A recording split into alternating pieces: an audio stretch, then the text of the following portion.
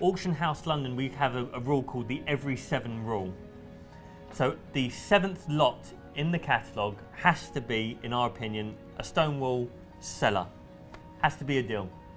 And we put it like that because we want the room to be full of people all the way up until the end. That works. What we do is like most auctions, you go the first 10 or 15 heavy, so the first 10 or 15 are deemed to all be deals, then every 7 after that. And then the last 10 are also deals. Because you want to make sure that room is packed, you want to make sure you're doing a good job for your vendor and you've got competitive bidding.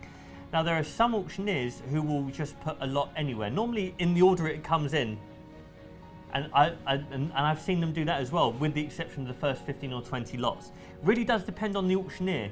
Are these residential auctions you've been to or commercial? Mixture of both. Mixture of both. Okay, because I know that you've got Allsops Commercial and Barnet Ross and things like that. Those are very commercial.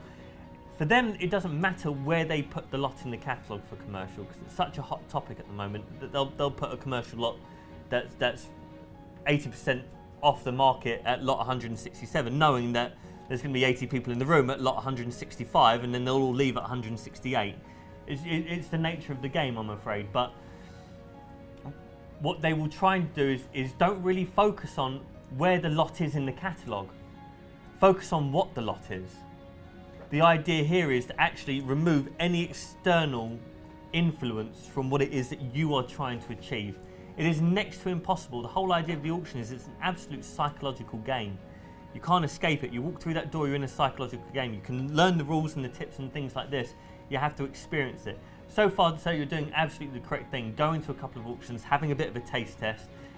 Not to mention, when you do start bidding, just following up from the point that you made, when you do start bidding on a regular basis, not only does the auctioneer recognise you, but also the consultants in the room, so the auction values, etc., etc. Once they know you're a bidder, they start offering you things before the auction. It's a great opportunity. Being in the room is an absolutely great opportunity. I would normally, if I'm looking at buying a property out of auction, if it's in the top 10, I know there's probably going to be a bit of a battle.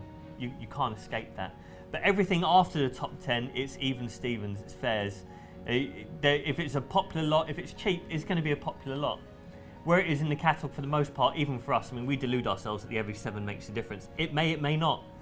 We like to think that most people will try and stay and pick up something. If they don't win that every 7th, they'll go on for the next one. They may or they may not.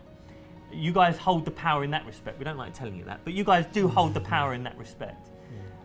Focus on the property, focus on your strategy, focus on your price. Everything else around you is designed to take you out of your world and put you in someone else's. For investing, that's a no-no. But I noticed all the builders leave when they got their property. Oh yeah, no, they'll be out. Oh, no, yeah, no. The builder has absolutely no care or concern for doing anything else apart from getting that single lot, which is why Cam is absolutely correct in saying they are likely to pay more than you. And they know that if they don't win it, they're out that door, because it's one of those things, you know, you work yourself up to buy a property, leaving disappointed. No one wants to leave disappointed. But the builders, they don't mess about. They'll be out the room. Traders will stay and think, oh God, well, I bought 30 already, but I'm going to trade them. I'll be 15 up, 15 down. It's a gambling game for them. You just have to know who your competitors are in the room, as Cam was saying. But yeah, you'll find the builders are the stage right. They're the first ones out. Yeah. You'll find a lot of the end users, the owner-occupiers. If you've got 3 or 4 properties in an area and they're spread out equally amongst the auction, if they don't win Plan A, they'll win Plan B or C or D. And you'll find they're the ones that kind of hold off a little bit longer. If you're in a London auction room, you'll find that the majority of the London lots are normally within the first 3/4 of the catalogue, and anything they have outside of London will go on the back because it's not a priority for the auction house. But you do find the vultures at that point will be at the very end of the auction picking up these high-yielding, low-value properties, and that's why they're there. They're there specifically for that market. The other side is, or the more legitimate way to put it, is actually we put them at the back because those people have the furthest to travel.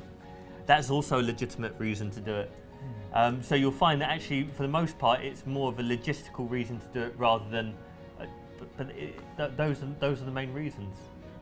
But doesn't the husbands and wives, if they go as couples, they get the most excited?